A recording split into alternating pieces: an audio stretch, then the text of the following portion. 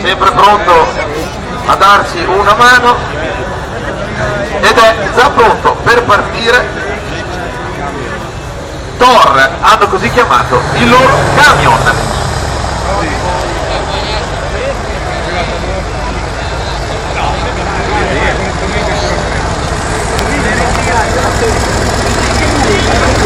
Luigi Muraro, da quel di Padova. Ciao! Marcio